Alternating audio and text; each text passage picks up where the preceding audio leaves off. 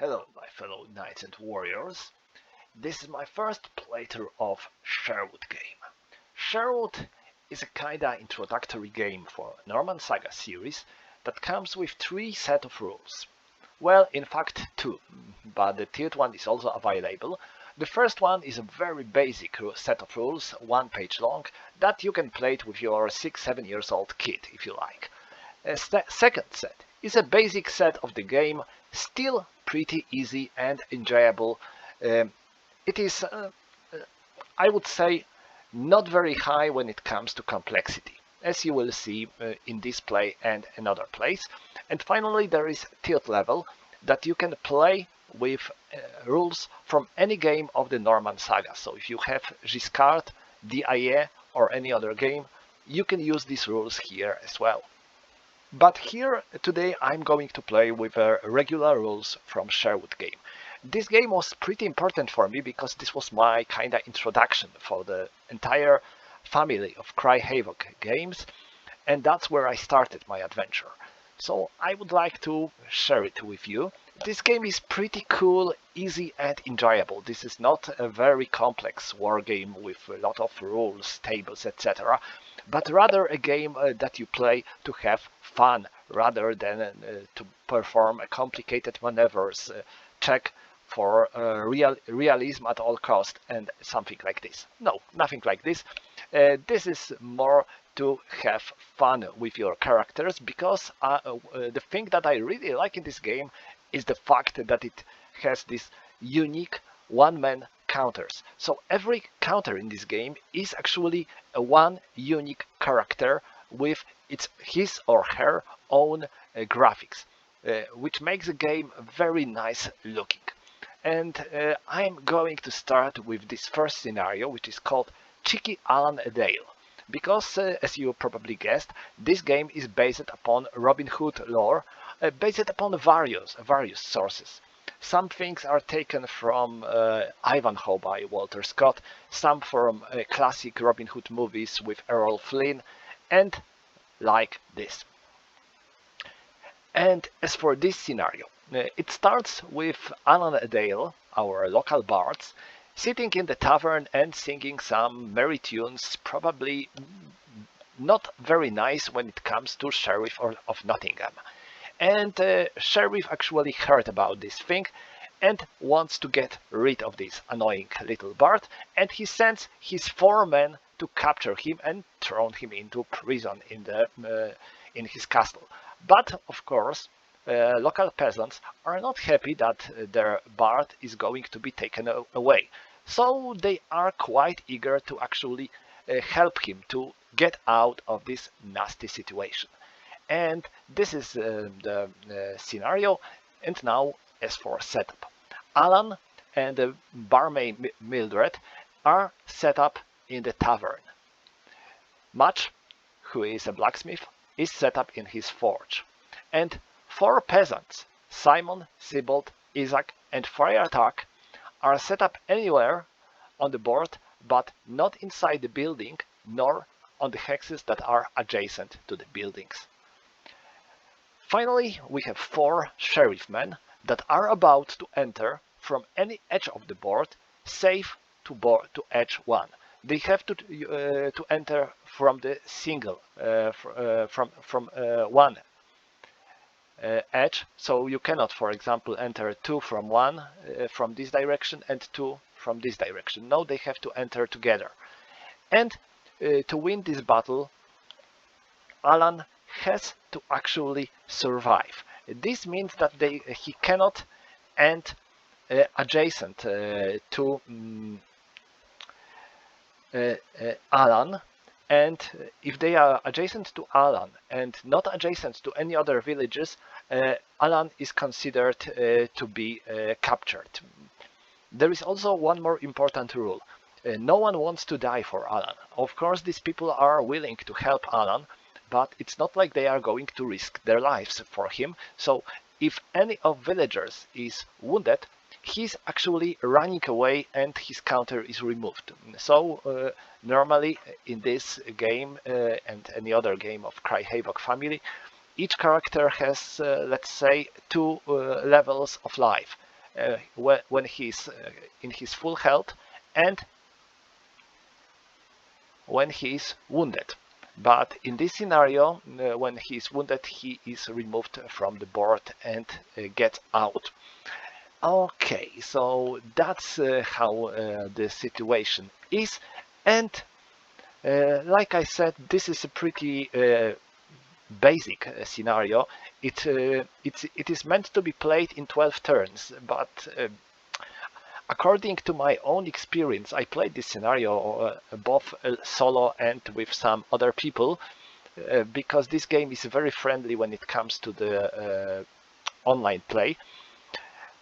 It usually ends in the 5 or at last 6 turns, not really longer, because if you don't have much luck, then Alan is about to be captured, I believe. Of course, I played scenarios where sheriff's men were actually kicked away, but this is a thing that happens very rarely here.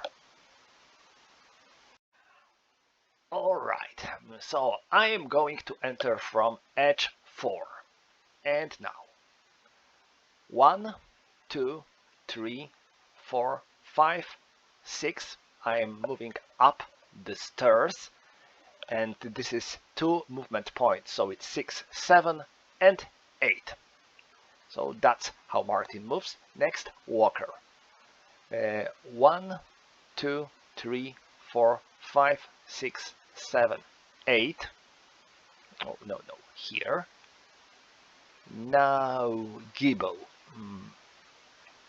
1, 2, 3, 4, 5, 6, 7. Because you cannot stack in this game. You can move through hexes occupied by friendly characters, but you cannot end your movement on the hex with another living character. You can end with on the hex with dead character. And 1, 2, 3, 4, 5.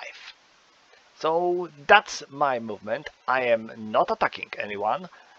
So this concludes Sheriff's Man's actions. And now we are moving to Alan and his pals. So Mildred is about to block the way to the tavern with her trusty pan in her hand, and Alan wants to get out of here. So he goes 1, 2.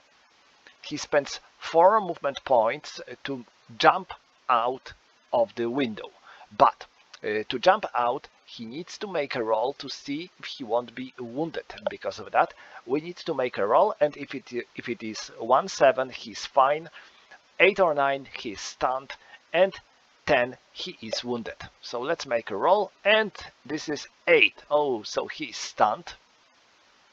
This means he cannot move anymore in this turn. Oh, that's bad. That's very bad. So now I'm going to move Sybold to help him. 1, 2, 3, 4, 5, 6. So Sybold is going to block the way to him because Walker is coming nearby. And now Friar Attack moves here along with Simon. They will try to attack Finn. And now Match. He is a powerhouse. He goes 1, 2, because he has to move through the water bucket hex, and this costs him 2 movement points. 2, 3, 4, 5, 6, 7. So they are going to gang on Finn together. And Isaac, 1, 2, 3, 4. He has only 4 movement points. Okay, so that's all for the peasants movement. And now combat. Simon, Friar Attack, and Match are attacking Finn. They have combat strength of 7, 14, and 25. 25 versus 7, because this is his defense, it is 3 to 1. So we'll be using 3 to 1. Sorry, no. This is 14. This is 14, 25 minus 7. So it's 25 minus 7 is 18. So we'll be using 10, 19 column in the combat in the table. I believe. Okay, here it is. So I will show you. this column because we are fighting versus leg unit, leg warrior, and we'll be using 10 and 19, and we have to make one shift on the right because we have 2 or more characters attacking a single character. Because of that, we get a nice modifier of 1 shift right. So we'll be using 2029 column, and now I have to make a roll to see the effect. There are no modifiers around. This is 3. This is 3, and 3 in the 2029 is W. This means that target is wounded. So this sheriff's man is wounded. So let's flip him on the wounded side. He is not removed from the board because he is not a peasant. Only peasants are removed if they are wounded in this scenario. Okay, so that's how it starts, and now we are flipping him back to normal because he wakes up, and now sheriff's men are next to go. So what are they going to do? I am moving Walker 1, 2, 3. He will try to push Sybold out from here. Now I'm spending 3 movement points to move here. Why 3? Because I am moving on the hex which is adjacent to the enemy. No, sorry, me wrong. I am simply moving here, and there I'm spending 1 movement point. Why not 3? Because when you are moving on the hex adjacent to the enemy warrior and you want to move on to continue your movement, you have to spend 2 movement points for this hex, and then you have to go on. This is called infiltration.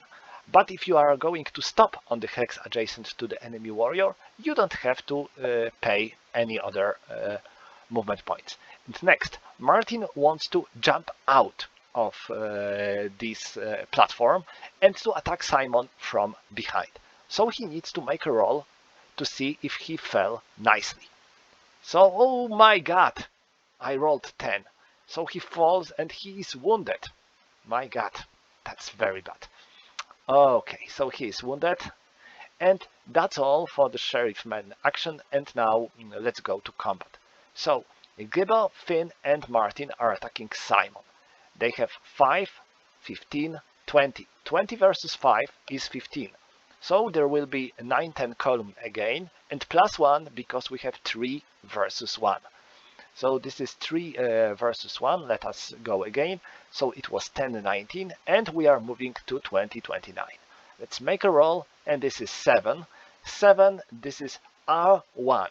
So our character has to retreat 1 hex, and he cannot. Why? Because you cannot retreat on the hex which is adjacent to the enemy, and only hex where he can retreat is this one. He cannot enter here because you can enter these stairs only from that hex, not like that. You can only move here via climbing, which is not allowed during retreat. So he can only retreat here, and this hex is actually adjacent to Martin, which means that Simon is wounded. And, as you remember, if Peasant is wounded, he runs away crying, "My god, they want to kill me, oh my god, save me." So that's all here, and now Walker attacks Sybold. He has 9 versus 4, so it's 5. Let us go back. So it is 5-9.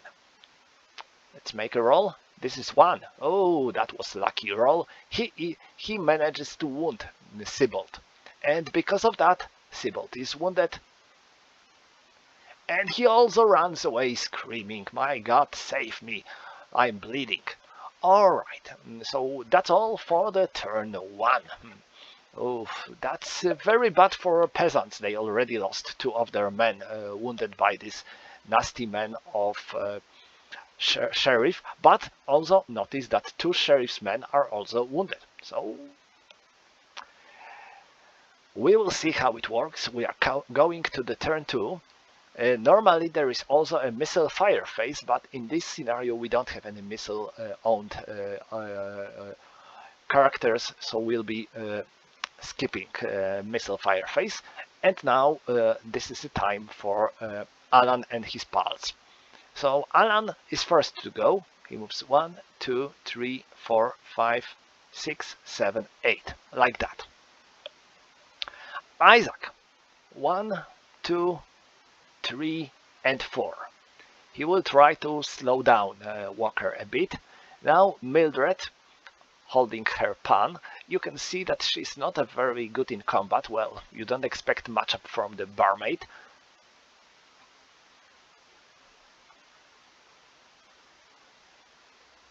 So 1, 2, 3, 4, 5. Notice that she was moving up the platform, so she was technically not adjacent to Martin, because she now here she's only adjacent to Gibbo, but she was not adjacent to Martin because she was below him. And now Friar Attack and Match. They are moving 1, 2, 3. 1, 2, 3. So they will try to slow them or stop them. We will see if it will work. And now they are attacking them. Isaac is not attacking, so let's go. Tak is attacking Martin. He has 7 versus 3, so it is 4. So this is, oh, too bad, it's 9. 9 in the 0-4 is AR1. All attackers retreat 1 hex. Oof. So he moves out, and this is very bad. Now Match. Match attacks Finn. He has 11 versus 4, so this is 7. This is 5-9, and let us make a roll. Oh, 9 again, nothing. Now, do I want Mildred to attack Gibbo? No, because her attack skill is 3, his defense skill is 7, so it will be -4. Definitely not a good odds, because it will be 0-4. And she is on the stairs. Stairs provide no modifier for combat, I believe. No, it is minus. You can see that this is a negative modifier for fighter. So if you stand on the hex with minus, this means that this hex provides you negative modifier, and your opponent gets shift on his favor. So it would be 0-4, and now because of the minus you would get a move onto -5, -1. So Mildred is not going to attack Gibbo here. She's going to simply stay here. Alright, so that would be all for peasants, and now it is the end of turn 2, and we are moving to turn 3. Now Sheriff's Men. Walker moves here, 1, 2, 3, because I am moving adjacent to enemy, 2, 3, 4, 5, 6, 7, 8. Now, Martin is wounded, so his movement points are reduced to 4, which is not good. And he wants to... He can only move here. So that's what he does. And these two are locked. Gibbo can move here. He won't be adjacent to Mildred because of the stairs, but he will have to fight with Match. Or he might try to move in the other way. I mean, 1, 2, 3, 4. So he will help Martin to get out of Friar Attack, while Finn will... Finn is wounded. That's bad. So Finn is going to do nothing. Okay, so that's all for the Sheriff's Men, and these two are attacking Friar Attack alone. So they have 15 versus 4, so this is 11. So this is 10, 19, plus 1 because of the 2 versus 1 advantage. So we are rolling 4 in the 9-10. This means that Friar attack is stunned. So he is stunned, and now, because he's stunned, they can advance. So, and how to advance? You can move up to the half of your movement allowance. So he has 8 and he has 4, so he can move up to 4 and he can move up to 2. So 1, 2, 3, 4, and 1, 2. The first hex of your advance must be the hex occupied by the beaten enemy. So that's all, and this is a question if this is the end of the game. I believe no, because this is the end of the combat phase. So technically Alan would have an option to move in his movement phase, but from the other hand, let me check the scenario rule to make sure, because I don't want to cheat. As soon as Sheriff's Man character, who is not adjacent to a villager, manages to stand next to Alan, the minstrel is considered captured. So yes, actually this means that this is the end of the battle, because Gibbo is adjacent to Alan. Gibbo is not adjacent to any other villager, so he actually grabs Alan by his clothes and shouts out, "You are coming with me, you sneaky little Bart. You are off to prison, you go." So I believe that's all. Like I said, this is a very quick and easy and brutal scenario, as you could see here.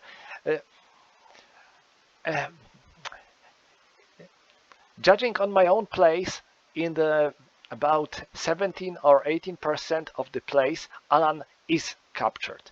If there would be a rule that allows him to get out of the board, for example, through a certain hex, this might be a different play, but running out of throughout the board with all these sheriff's men around him is very tough situation. The only way to prevent it is to actually wound any of them.